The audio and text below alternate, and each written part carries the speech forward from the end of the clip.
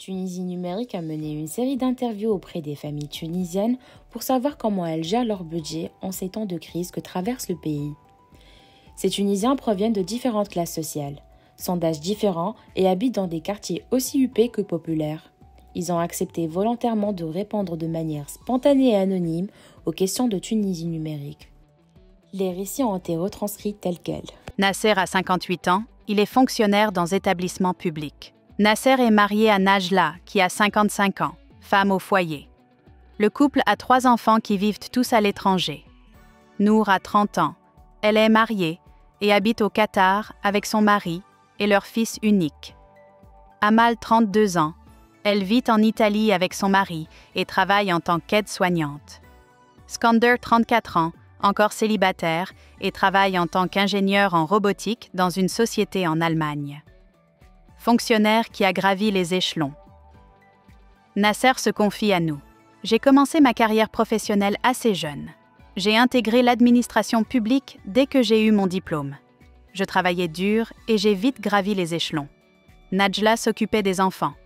Avec beaucoup de sacrifices, nous avons réussi à garantir l'avenir des enfants et leur permettre de travailler à l'étranger. Nasser continue. Mon salaire est de 1900 dinars par mois, sans compter l'indemnité de fonction et la prime de rendement.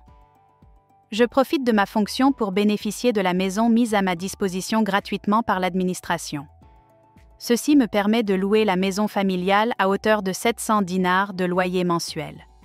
C'est un revenu complémentaire non négligeable et qui permet d'arrondir les fins de mois.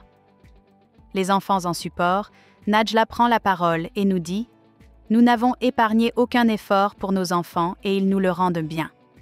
Chaque mois, nous recevons un transfert de 1500 dinars de l'un d'eux.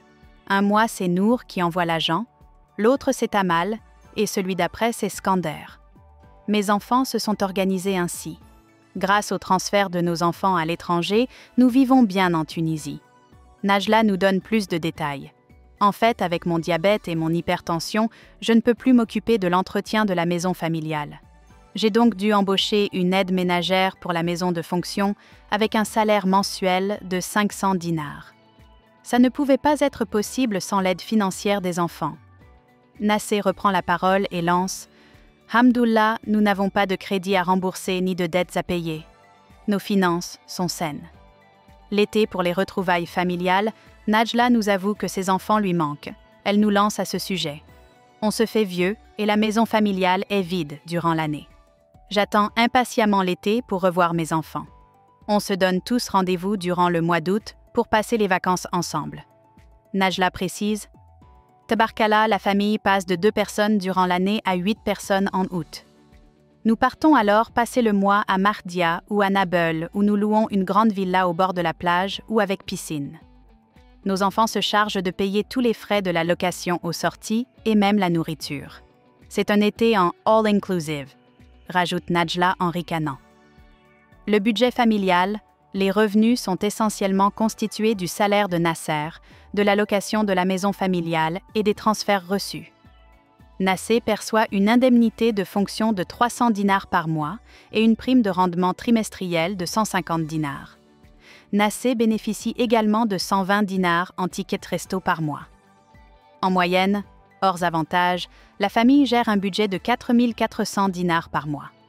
Les dépenses mensuelles familiales sont ventilées comme suit: 1000 dinars pour les produits alimentaires et de nettoyage, 500 dinars pour le salaire de l'aide ménagère, 200 dinars pour les frais de médication de Najla, 100 pour la facture de la STEJ, 35 dinars pour la Sonedi, 100 dinars pour l'abonnement Internet et les frais de télécommunication, 600 dinars comme argent de poche de Nasser, café et cigarettes, 200 dinars comme argent de poche de Najla, 300 dinars pour les dépenses vestimentaires du couple, 100 dinars de dépenses imprévues.